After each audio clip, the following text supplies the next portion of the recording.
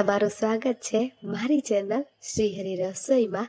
આજે આપણે બનાવીશું મુંબઈનું ફેમસ સ્ટ્રીટ ફૂડ મસાલા પાવ।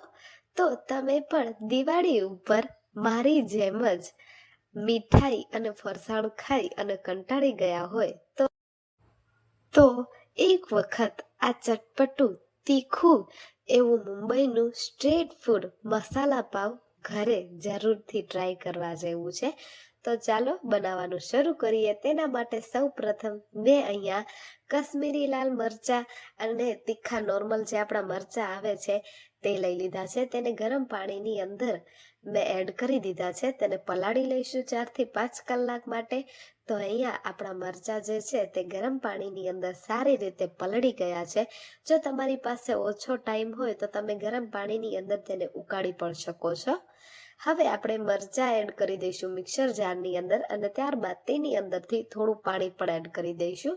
ત્યારબાદ 1 કપ ભરી અને એટલું આપણે લસણ એડ કરી દેવાનું છે અને આની આપણે સારી એવી પેસ્ટ બનાવી અને તૈયાર કરી લેવાની છે। તો પાણી જે છે તમારે સ્ટાર્ટિંગમાં ઓછું રાખવાનું અને ત્યારબાદ થોડું કરી અને એડ કરતું જવાનું અને પતલી સરસ મીડિયમ થીક એવી પેસ્ટ તૈયાર કરી લેવાની। હવે આપણે એક કઢાઈની અંદર બટર એડ કરી દેવાનું છે 1 ટેબલ સ્પૂન જેટલું અને અડધી ટેબલ સ્પૂન જેટલું ઓઇલ એડ કરી દઈશું।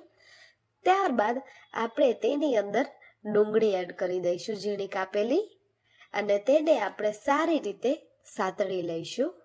વડાપાવ દાબેલી અને સેન્ડવિચ ખાઈ અને કંટાળી ગયા હોય તો આ એકદમ નવી રેસિપી એક વખત જરૂરથી ઘરે ટ્રાય કરવા જેવી છે। બહુ જ સરસ એવી લાગે છે। તો અહીંયા આપણી ડુંગળી જે છે તે સારી રીતે સતળાઈ ગઈ છે। તેની અંદર હવે આપણે કેપ્સિકમ અને ટમેટા એડ કરી દઈશું ઝીણા કાપેલા। સાથે જ લસણ અને મરચાંની પેસ્ટ એડ કરી દેવાની છે।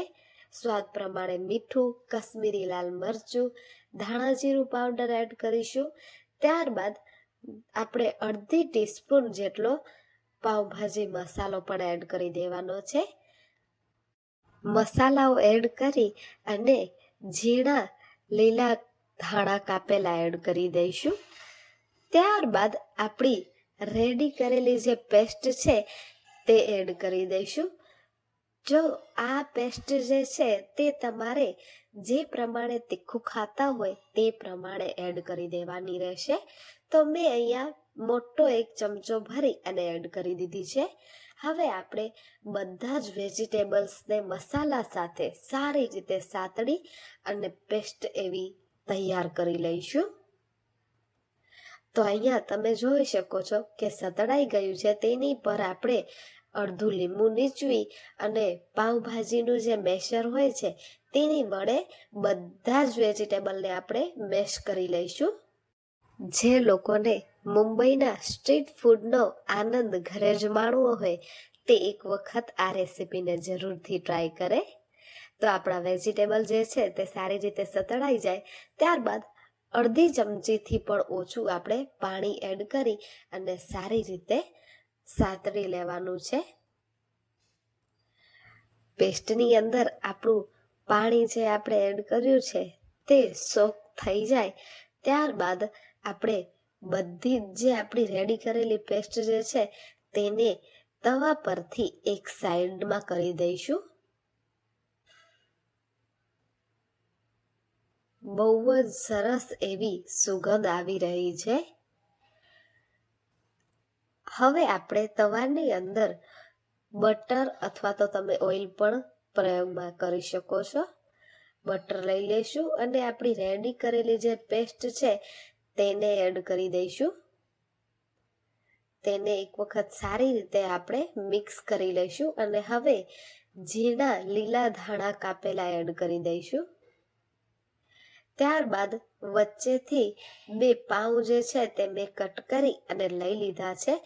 આપણી જે રેડી કરેલી પેસ્ટ છે તેની અંદર પાઉંને સારી રીતે કોટ કરી લઈશું।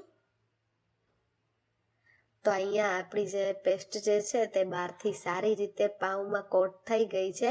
હવે આપણે જે રેડી મસાલો કરેલો છે તે એડ કરી દેવાનો છે પાઉંની ઉપર અને રેડી કરેલા સુપર ટેસ્ટી ચટપટા મસાલાથી પાવને સારી રીતે આપણે કોટ કરી અને શેકીને તૈયાર કરી લેવાના છે.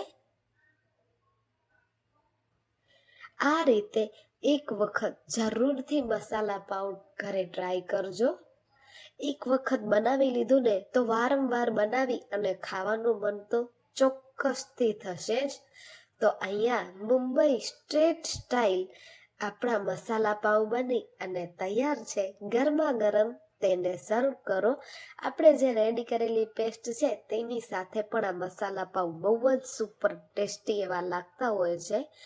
તો તમને મારી આ મુંબઈ સ્ટ્રીટ સ્ટાઇલ મસાલા પાવની રેસિપી કેવી લાગી એ મને જરૂરથી જણાવજો. આજ માટે આટલું જ. ફરી મળીશું નવી રેસિપી સાથે.